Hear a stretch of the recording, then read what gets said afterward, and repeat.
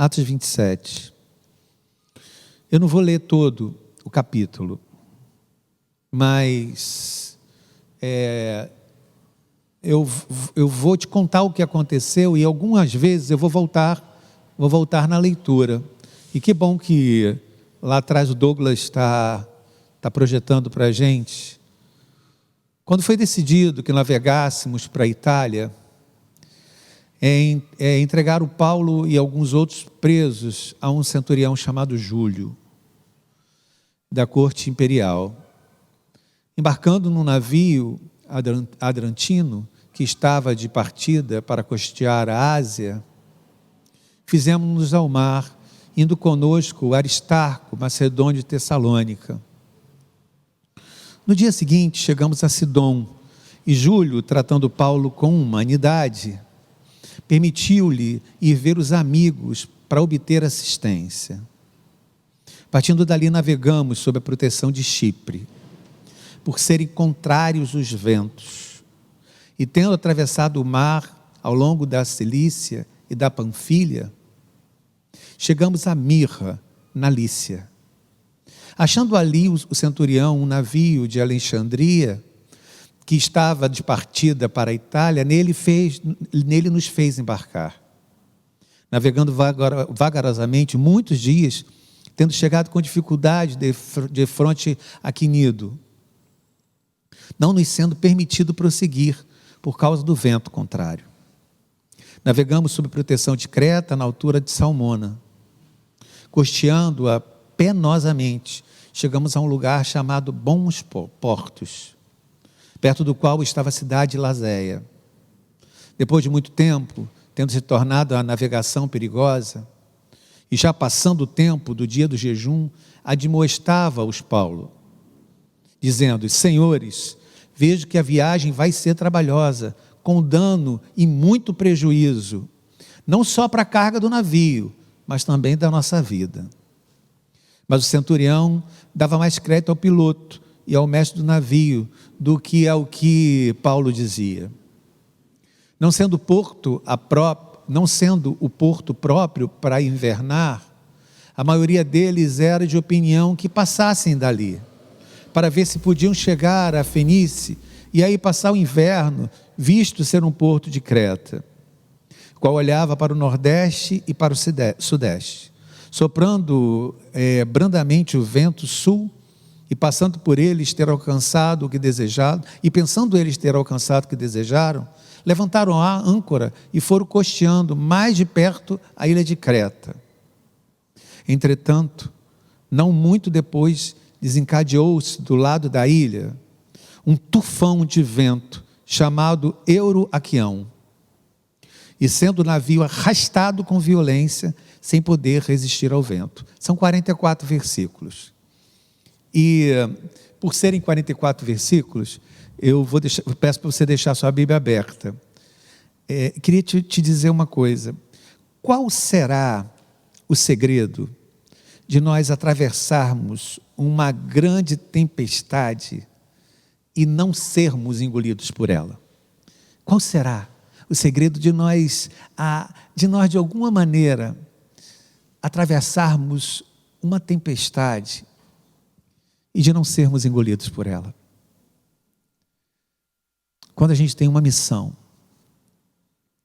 quando a gente tem um propósito, quando a gente tem um projeto, algo dentro de nós nos empurra a continuar, a lutar, a não desistir, a não largar o barco, a avançar.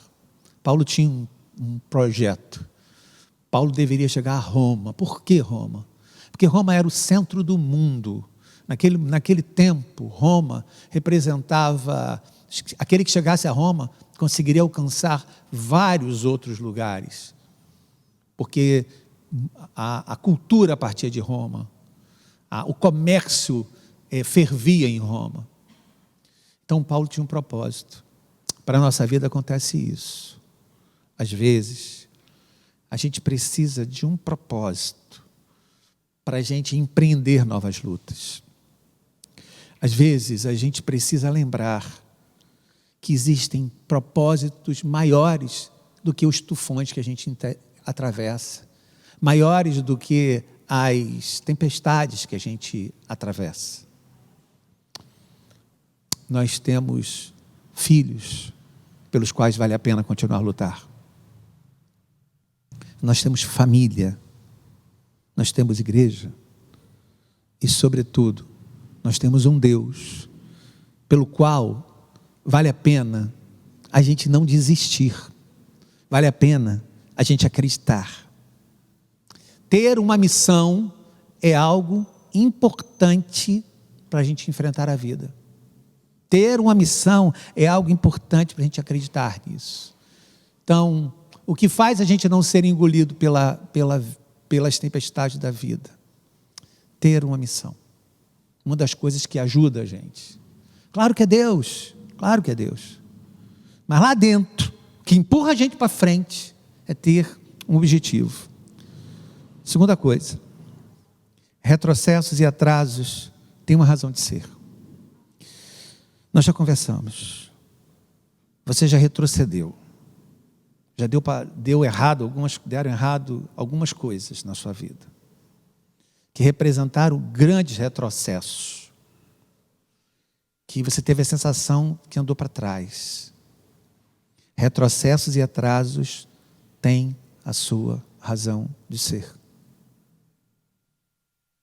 Porque ruim quando a gente tem a sensação que a gente está andando para trás. Ruim quando acontece que as coisas não decolam. A sensação, como é que é para você? Como é que é essa sensação? A sensação de que as coisas não decolam. Pode falar. Como é que é essa inquietação dentro da gente? É frustrante. É frustrante. É frustrante e a gente acha que a nossa vida deu muitos passos para trás. Especialmente quando a gente tem um projeto, a gente tem um desejo e quando as coisas andam para trás, a gente tem a sensação de que, quero te dizer, retrocessos e atrasos têm a sua razão de ser. Confie em Deus. Confie na história que Deus tem. Se eu acumulo retrocessos, não significa que a mão de Deus está contra mim.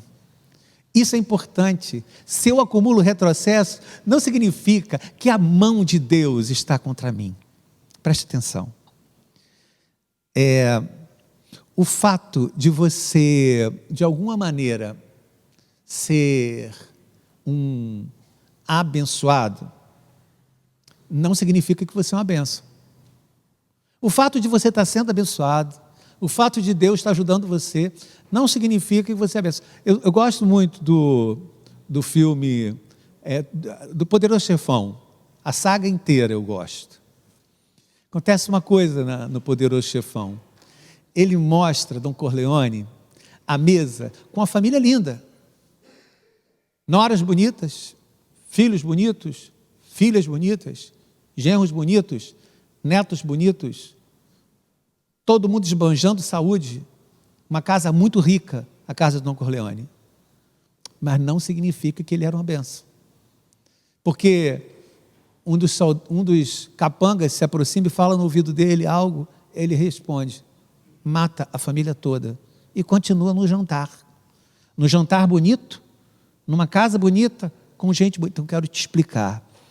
O fato das coisas estarem dando errado para você não significa que você esteja no caminho errado, que Deus não esteja feliz com você, nada disso. Mas também, se as coisas estão dando muito certo para você, não significa que você é uma bênção.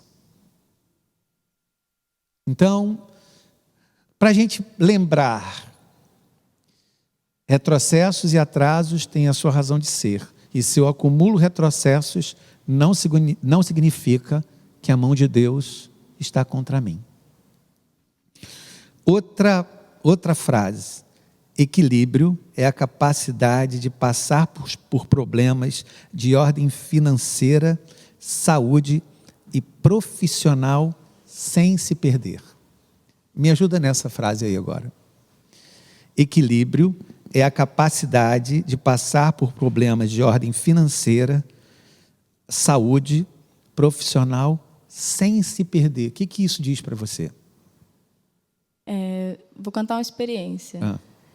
Eu e Remerson, a gente fez curso de noivos aqui, com a Miriam e Marcelo. E no curso a gente aprendeu muitas etapas do casamento, né? O que a gente ia passar. E com 2 anos de casados, a gente passou pela tão famosa crise financeira. E foi drástico na nossa vida. Muitos não sabem, só os amigos íntimos mesmo. Remerson perdeu muitos alunos e só tinha praticamente a minha renda. Em nenhum momento a gente desapegou do Senhor. Então, a gente não perdeu a nossa essência em Cristo. Então, acho que praticamente é isso, não perder a essência de Cristo, né? Perfeito. Entende? Equilíbrio é a capacidade de você passar por problemas de saúde, problema emocional, problema profissional, não se perder de si, não se perder dos seus e não se perder de Deus. Vou repetir. Equilíbrio é a capacidade de você passar por problemas em ordem financeira, saúde, profissional, familiar, sem se perder de si e sem se perder de Deus. Quando ela contou essa experiência aí, que eu não sabia, nem sabia que ela ia contar a experiência, quando ela contou a experiência, eu acho que eu confirmo o que meu coração está dizendo para você. A gente não pode perder o coração, a gente não pode perder a alma, a gente não pode perder a calma, mas a gente também não pode perder o afeto. Preste atenção, preste atenção. A questão do afeto, ela é muito complicada. Sabe por quê? Porque as pessoas, quando passam por problemas, elas se autorizam a ser grosseiras. As pessoas, quando estão sobrecarregadas com problemas, elas se autorizam a falar de qualquer jeito com a mulher. A mulher se autoriza a falar de qualquer jeito com o marido. A casa está uma bagunça, ela trata o marido mal. Ele está trabalhando demais, ele trata ela mal. Então, eu acho que a aflição, ela não pode ter na gente a autoridade de fazer com que a gente perca doçura.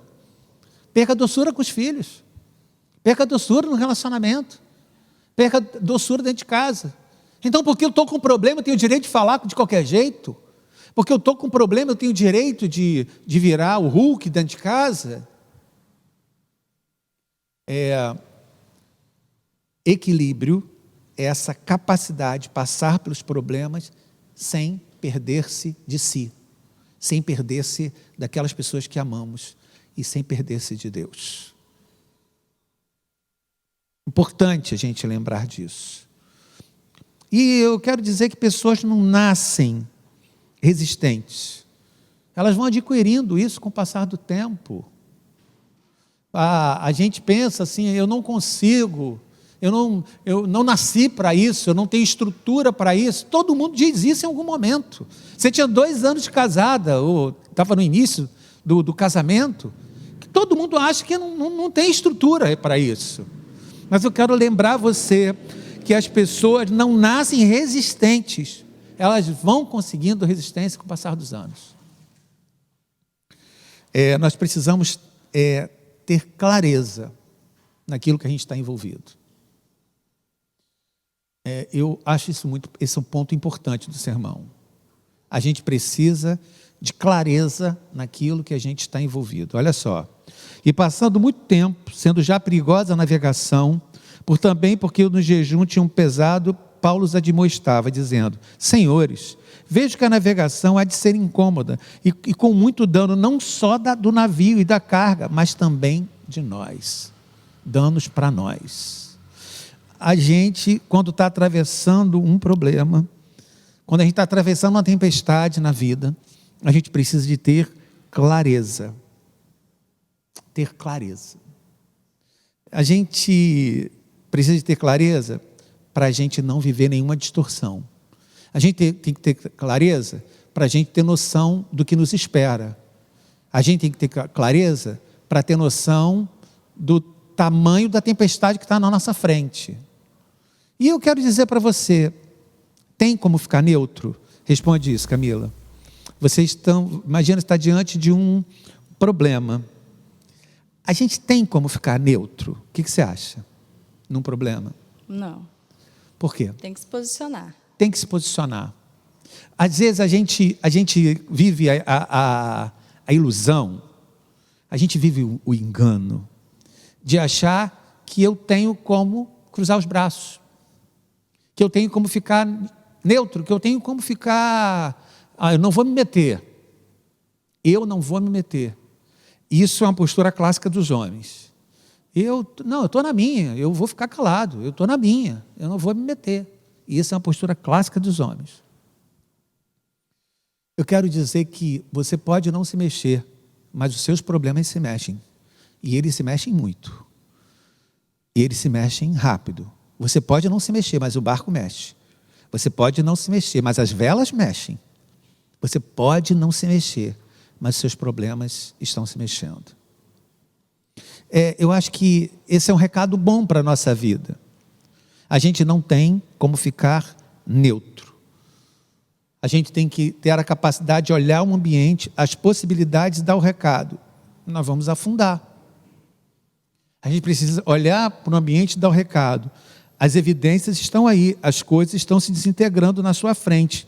Então, não finja que o mar está tranquilo. Não finja que é uma tempestade passageira. Não dá para fazer, toca o barco. Não dá para fazer isso. Porque vai ficar a pergunta, toca o barco para onde? Toca o barco para onde? Então, não finja que nada está acontecendo. Paulo olha com clareza para o ambiente e com as possibilidades dá o recado, vai afundar. Vai afundar. E tem uma frase que eu acho que a gente devia usar no vidro do carro. Não use protetor solar nas tempestades. Não use protetor solar na tempestade. Sabe o que significa isso? Que tem muita gente usando a proteção errada. Meu irmão, você está usando a proteção errada. Usando filtro solar, protetor solar na tempestade, você está usando a proteção errada. Significa que as estratégias que você está escolhendo para enfrentar a tempestade não são as melhores. Busque estratégias em Deus. Volte seu relacionamento para Deus. Não adianta você orar pela sua família se você não quer ter compromisso com o Senhor, se você não quer gastar tempo na palavra, se você não quer gastar tempo buscando o Senhor, você quer as coisas resolvidas. Mas você precisa entender que nas tempestades a gente não passa para o filtro solar. A gente usa as ferramentas certas. A gente, no fundo, usa os recursos certos. Paulo está vendo um desastre, né? E às vezes a gente precisa dessa capacidade de admitir alguma coisa no meio do silêncio. Acontece isso dentro de casa. O prenúncio de uma crise familiar, de uma crise conjugal, é o silêncio. Mas precisa alguém dizer, vem uma tempestade pela frente. Nós entramos numa tempestade. Meu amor, nós estamos numa tempestade. Tem um tufão dentro da casa. Você precisa romper o silêncio e dizer, como Paulo disse, sabe? Tem uma tempestade dentro da casa. E pior, gente, é quando você convive com uma pessoa, preste atenção, pior quando você convive com uma pessoa que tem a síndrome do Chitãozinho e Chororó. Sabe o que é a síndrome do Chitãozinho e Chororó? Vai negando as aparências, disfarçando as evidências.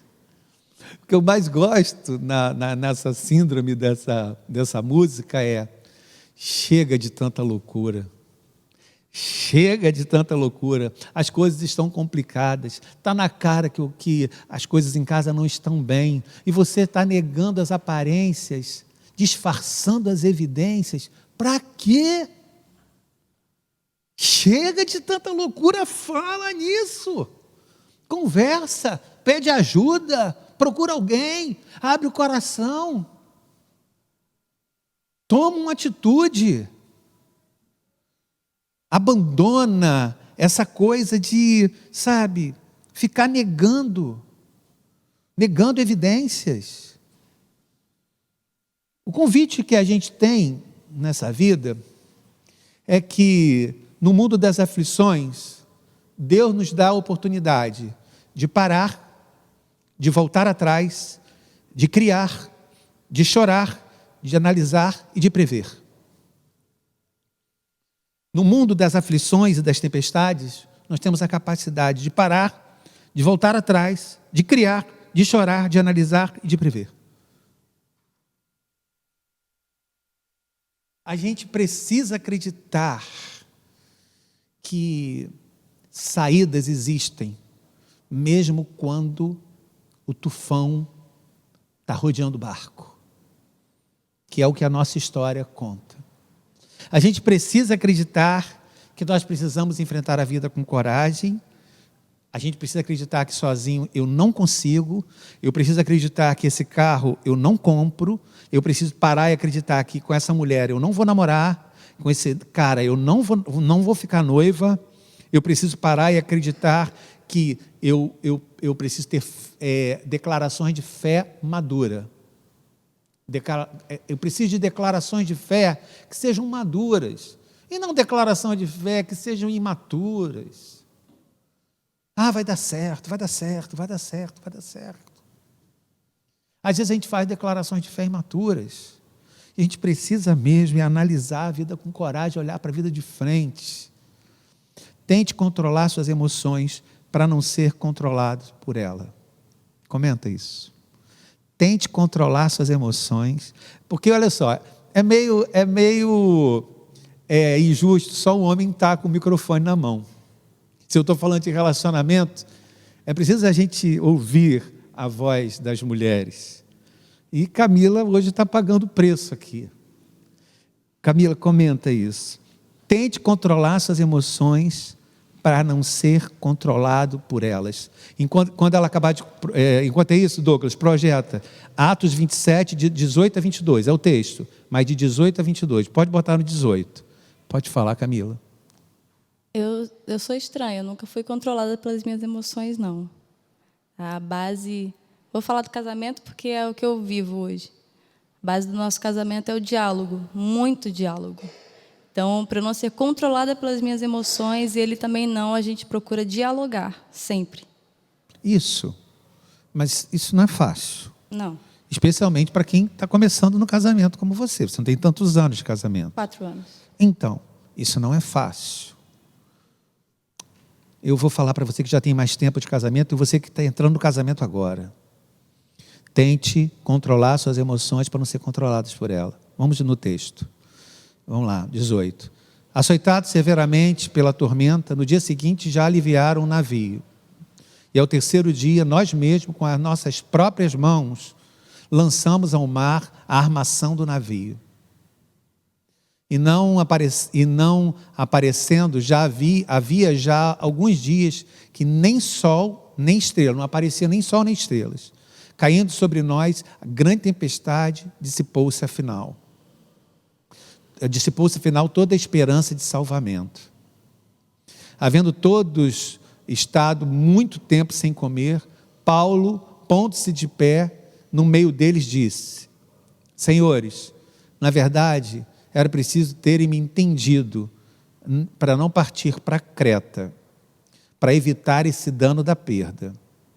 Mas já agora vos aconselho, bom ânimo, porque nenhuma vida se perderá entre vós, senão somente o navio. Preste atenção. Ele está numa situação que vai morrer. Eles têm a sensação que vão morrer. Paulo não. Paulo tem a certeza que vai ser poupado, mas eles têm a sensação que vão morrer.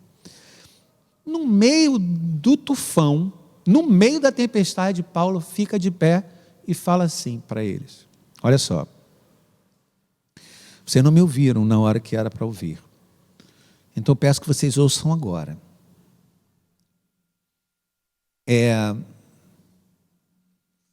Vocês precisam comer. Porque como Paulo previa que o navio ia partir e eles iam cair na água, se eles não tivessem energia, eles morreriam afogados. Como Paulo analisava a situação inteira, ele teve frieza. Prestem atenção nisso. Ele teve frieza no meio de um tufão, no meio de uma tempestade, fazer os caras comerem, fazer os caras almoçarem, fazer os caras lancharem. Sabe por quê? Porque Paulo não era controlado pelas emoções.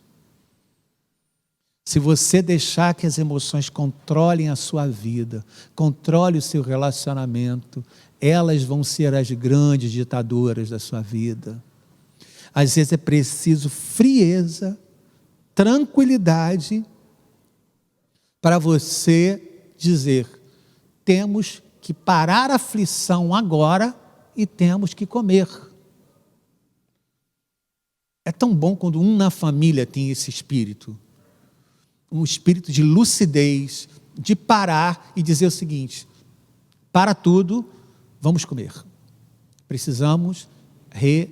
Nós precisamos nos reabastecer, nós precisamos rever as nossas energias, recompor as nossas energias, então vamos parar. Sabe por que ele conseguiu isso? Por um motivo. Ele conseguiu isso porque ele não era regido pelas emoções. Não seja regido pelas emoções. Não seja controlado. Pela falta de controle, o apetite pela vida se esvai. Pela falta de controle, o autocontrole é uma luta para você, mas é uma possibilidade para Deus. O autocontrole, eu sei que é uma luta para você, mas é uma possibilidade para Deus. Administrar-se emocionalmente tem que ser um dos motivos da sua oração. Você está vivendo uma tempestade, você está vivendo um grande tufão na vida, você está vivendo, então você precisa administrar o seu autocontrole, e administrar o seu autocontrole tem que ser cardápio da sua oração, tem que ser item da sua oração. Quando o autocontrole vindo do céu chega na nossa vida, o inesperado é superado. Quando o autocontrole vindo do céu chega na nossa vida, o insuperável é superado. O não administrável é administrado. Tudo isso quando o autocontrole vem do céu. É difícil, mas às vezes a gente vai ter que abrir mão de algumas coisas no barco. Teve um momento que eles tiveram que jogar parte da embarcação na água. Sabe o que significava isso? A chance de ficar ilhado no meio do oceano, no meio do mar. Quando ele joga a embarcação, parte da armação do navio na água. Só que tem um segundo momento mais doloroso nesse naufrágio. É justamente na hora que eles têm que jogar água e comida na água. Gente, olha só. Teve um momento que foi preciso jogar água e comida. Quero te dar um recado, meu irmão. Não dá para ganhar todas. Não dá para ganhar todas. Você tem que abrir mão. Não dá para ganhar todas. Você tem que abrir mão. Você tem que abrir mão da armação, você tem que abrir mão da comida, você tem que abrir mão da água. Senão, você se agarra tanto a algumas coisas, você quer ter tanto razão, você quer ter tanto que a sua opinião seja reverenciada, atendida. Cara, você não abre mão de nada. Se você analisar, você não é uma pessoa que abre mão. Para continuar nessa viagem, é preciso abrir mão. Às vezes é preciso abrir mão da estrutura do navio. Às vezes é preciso abrir mão da água. Gente, a água, aquilo que ia garantir que eles continuassem vivos. Mas é melhor seguir viagem com menos água do que não conseguir seguir viagem. Seguir viagem com menos comida do que não conseguir chegar em lugar nenhum. Eu quero falar especialmente com você que não consegue abrir mão, que não consegue sair do lugar, que não consegue negociar, que é absolutamente intransigente. Nessa vida, nós temos que aprender que é difícil, mas a gente tem que lidar com as possibilidades de perdas dentro do barco. Devemos conviver com a sensação de, às vezes, estar falando com as paredes e seguir viagem. Vou fazer uma maldade com você. Qual é a hora nesse texto que Paulo tem a sensação que está falando com as paredes? Você sabe? Qual é a hora no texto que Paulo tem a sensação que está falando com as paredes? Você em casa. Qual é a hora no texto que você tem a sensação que Paulo está falando com as paredes? Que o próprio Paulo tem a sensação de estar falando com as paredes. Você lembra qual é o momento? Eu vou dizer qual é o momento. Paulo não é nenhum mestre de líder de navio, não é contramestre, mas ele tem experiência. Viveu no mar, viveu de grande experiência, além de ser um homem culto, além de ser um homem muito inteligente. Paulo diz: vamos parar aqui, porque não dá para continuar. Não. Isso aqui não é um lugar bom para passar o inverno, não. Vamos continuar. Olha só, se nós continuarmos essa viagem, as coisas vão terminar ruins. Não, mas aí o texto diz, mas que o chefe do navio não dava ouvido para ele, mas o centurião dava mais crédito ao piloto e ao mestre do navio do que ao que Paulo dizia. Obrigado, Douglas. É isso. Às vezes, no casamento, a gente tem a sensação que está falando com as paredes. A gente está vendo que as coisas vão acontecer. A gente está vendo que as coisas estão caminhando ruim, mas a gente tem a sensação que está falando com as paredes. Mas tem que sobreviver. Apesar disso, tem que sobreviver. Apesar disso, tem que suportar e, sabe, e não vale a pena você se desesperar. Vou contar uma coisa. Às vezes as tempestades fazem a gente voltar maior para o porto. Ouviu o que eu falei, Bruno? Às vezes as tempestades, você que está enfrentando uma tempestade na saúde, às vezes as tempestades fazem a gente voltar maior para o porto. Creia nisso. Às vezes as tempestades fazem a gente voltar maior do que a gente era. Voltar maior para o porto. Às vezes a gente é tão esticado nessa vida. Às vezes a gente é tão puxado nessa vida que a gente tem a sensação que vai arrebentar. Mas eu quero aproveitar a metáfora para te dizer, tem situações que fazem a gente voltar maior para o porto. Às vezes será preciso cortar a corda para ficar no barco. Eu acho que essa é o momento mais engraçado. Engraçado porque eu estou aqui, né, em solo firme, na igreja, não estou no navio. Quando os marinheiros decidem pular na água, Paulo diz assim, eles vão morrer. Sabe o que ele faz? Ele manda cortar as cordas de todos os botes salva-vidas. Gente, olha que decisão, Adriel. Na hora que a tempestade está no seu ponto alto, os caras dizem assim, nós vamos pular fora, nós vamos pular agora. Nós vamos morrer. Então, nós vamos fugir. Aí Paulo fala assim para os soldados, cortem as cordas. Carlão, às vezes tem que ter alguém em casa fazendo esse papel. Quando alguém não consegue pensar, a gente tem que pensar por esse alguém. Quando alguém não consegue tomar a atitude mais coerente, a gente tem que tomar a atitude por esse alguém. E às vezes, a atitude mais coerente é cortar as cordas. Dizer para você, meu irmão, está na hora de pular na água, não. Tenha paciência. Tenha paciência. Tenha paciência, porque você vai viver de tudo. Vou contar uma coisa que é muito interessante para mim nesse texto.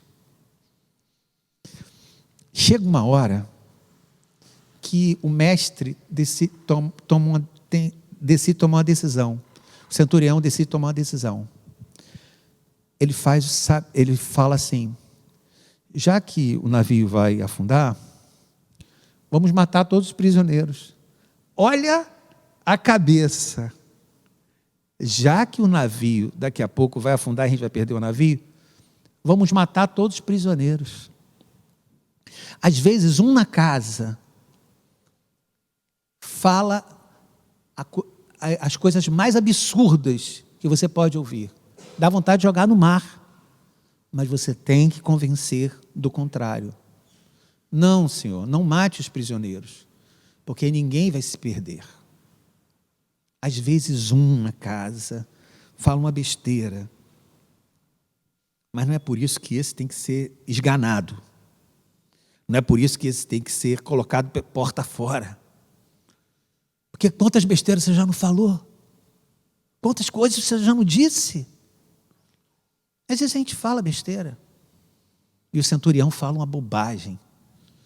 Já que está tendo naufrágio mesmo, vamos aproveitar e vamos matar todos os prisioneiros para que ninguém fuja. Eu não sei de onde ele tirou essa ideia. É quando o trabalho fala mais alto do que a vida. Às vezes, o trabalho fala mais alto do que a vida.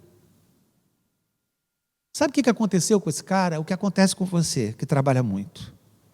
Pastor, não tem outro caminho. Só quero que você pense no que eu estou falando. Às vezes o trabalho fala tão alto que você troca a sua saúde. Às vezes o trabalho fala tão alto que você troca o seu casamento. Às vezes o trabalho fala tão alto que você deixa seu filho se perder. Porque o trabalho fala mais alto que a vida. Esse centurião é tão estúpido, e ele se parece com a gente, né? Ele é tão estúpido que o trabalho dele de tomar conta dos presos fala mais alto do que a vida, até do que a vida dele, até do que a vida dos presos. E ele dá sugestões absurdas. Então eu queria te lembrar que é possível que nessa caminhada da vida você tenha e receba sugestões absurdas. Para concluir, eu queria dizer uma coisa: traga oração para a sua crise. Portanto, exorto-vos que comais alguma coisa, porque é para a vossa saúde, porque nenhum cabelo da vossa cabeça cairá. E havendo dito isso, tomando o pão, deu graças a Deus na presença de todos e começou a comer. Traga oração para a sua crise. Comenta para mim. Traga oração para a sua crise. Eu vou contar mais experiência.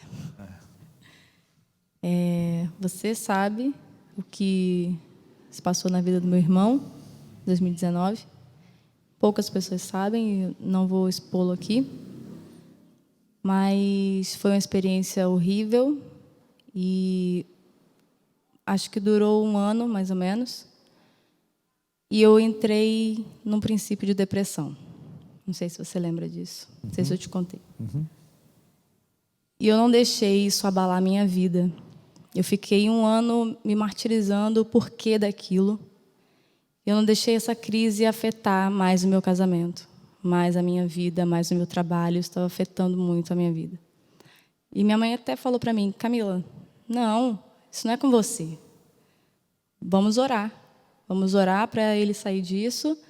Isso não é contigo. Então, a depressão não tem que vir para você.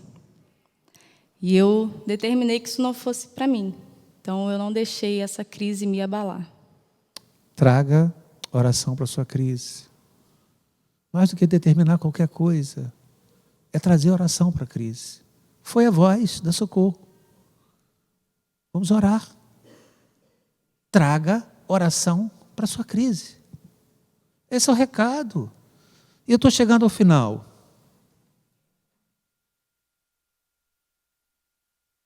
Muitas vezes a tempestade é a oportunidade de verificar em quem realmente cremos. Osni, às vezes a tempestade é a oportunidade que a gente tem de verificar em quem realmente a gente crê. Porque essa mesma noite o anjo de Deus, de quem eu sou e a quem eu sirvo, esteve comigo, dizendo: Paulo, não temas, importa-te que seja apresentado a César, e eis que Deus te deu todos que navegam contigo. Portanto, ó Senhores, tem de bom ânimo, porque eu creio em Deus, e que não há de acontecer, e tudo ocorrerá como foi dito. Muitas vezes, a tempestade é a oportunidade de nós verificarmos em quem realmente nós cremos.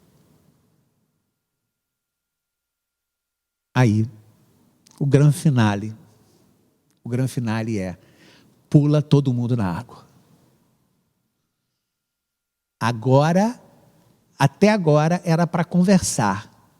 Até agora era para a gente discutir. Até agora era para avaliar a culpa. Mas agora é: pula todo mundo na água e é hora de bater perna. A gente precisa saber na crise qual é o momento que a gente tem que tomar alguma atitude. E Paulo diz assim: agora, meu irmão, pula na água, que a praia já está ali, eu estou vendo a praia. A gente vai chegar. E o final é esse. E todos chegaram vivos. Se isso de alguma maneira alimenta o seu coração, eu queria dizer para você uma coisa. É preciso acreditar que há uma praia logo ali. E que quando a coisa sair realmente, vai ser preciso a gente enfrentar a água, o trecho e bater perna. Tem hora para falar, tem hora para conversar, tem hora para cortar corda, tem hora para falar sobre culpas, mas tem hora para bater perna. Não sei qual é o ponto que você se encontra, mas eu queria dizer que eles foram preservados, que eles foram salvos, e a história de Paulo chega no ponto que teria que chegar. Ele vai para Roma. Qual é o recado para a sua vida? Há uma praia logo ali, adiante dos seus olhos. Há um Deus que te empurra para frente. Há um Deus que te chama para ir para frente. Há um Deus que te chama para bater perna. Vamos bater perna, porque a gente vai chegar lá. Palavra da salvação para o seu coração. Palavra da salvação para a sua vida.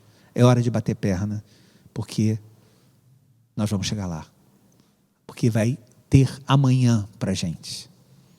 Porque vai ter segundo capítulo para a nossa vida. Porque a nossa luta vai continuar. É tempo de bater perna.